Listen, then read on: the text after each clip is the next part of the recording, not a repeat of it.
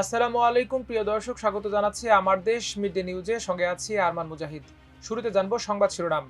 NCP নেতাকে প্রকাশ্যে গুলি, অস্ত্রসহ গানম্যান পাচ্ছেন নাহিদ হাসনাত সহ আরও 12 ব্যক্তি।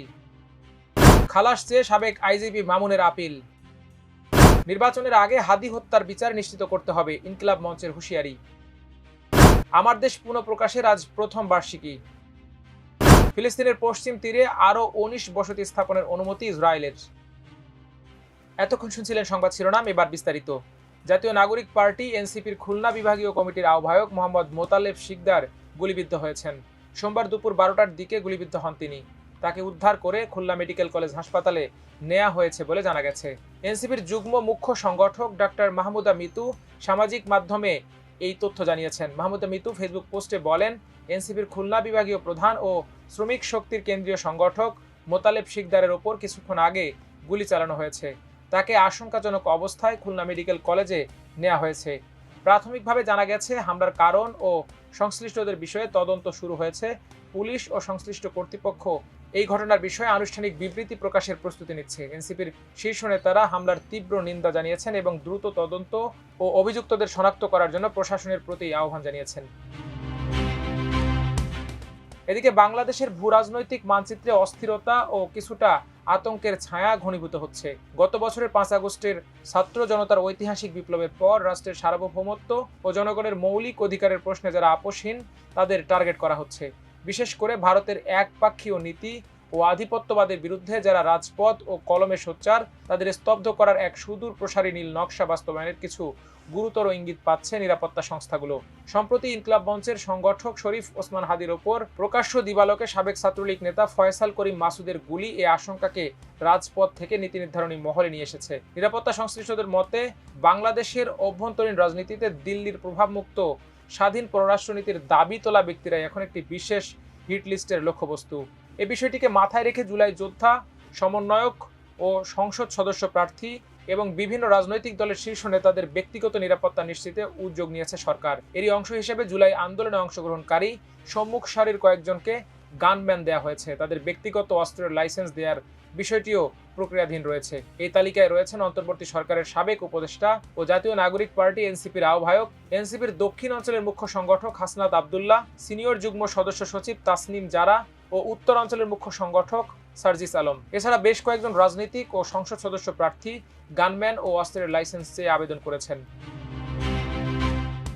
এদিকে জুলাই গণঅভ্যুত্থানে সংগঠিত মানবতা বিরোধী অপরাধের মামলায় 5 বছরের সাজা থেকে খালাস চেয়ে আবেদন করেছেন রাজসাক্ষী পুলিশের সাবেক মহাপরিদর্শক আইজিপি চৌধুরী আবদুল্লাহ আল মামুন।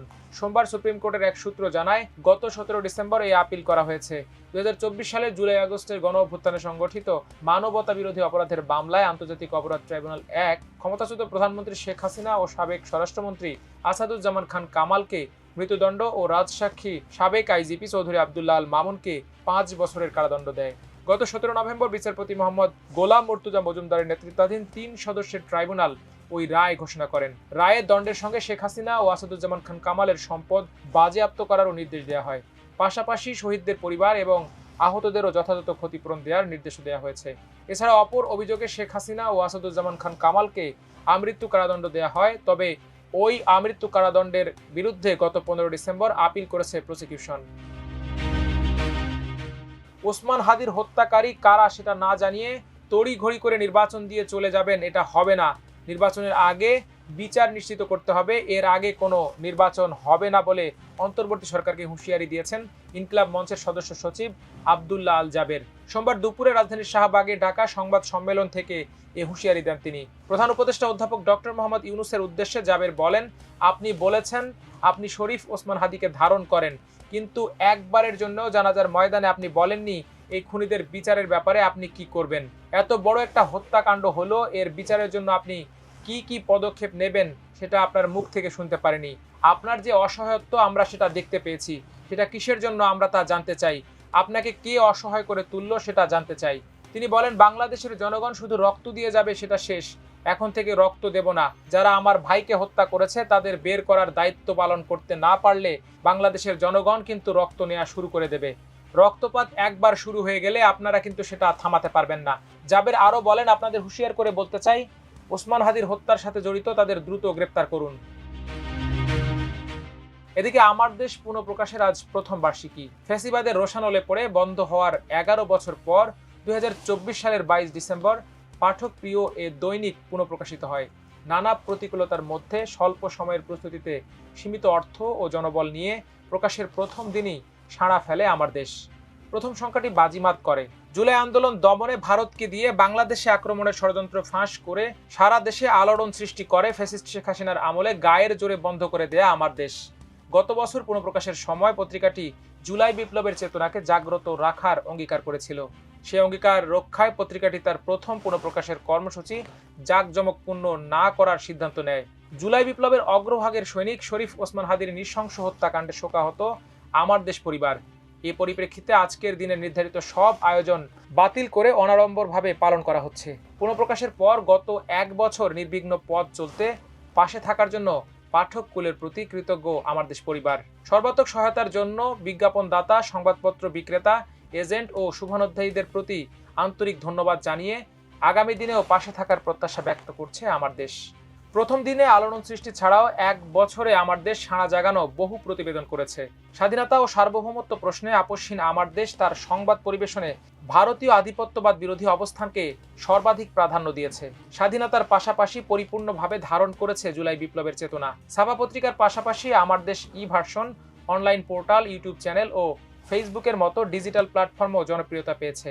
আমার দেশ ইউটিউব চ্যানেলে 1.5 মিলিয়নের বেশি সদস্য যুক্ত হয়েছেন। 2004 সালের 23 সেপ্টেম্বর সর্বপ্রথম দৈনিক আমার দেশ পত্রিকা প্রকাশিত হয়। প্রকাশের সঙ্গে প্রথম থেকেই যুক্ত ছিলেন বিবিসি খ্যাত সাংবাদিক মরহুম আতাউস সামাদ। 1/11-এর সময় অন্যান্য গণমাধ্যমের মতো আমার দেশ যখন চরম সংকটে পড়ে, তখন 2008 সালে সফল উদ্যোক্তা মাহমুদুর রহমান আমার দেশের হাল ধরেন। তিনি সিদ্ধান্ত নেন আমার দেশ হবে দেশ ও জনগণের মুখপাত্র।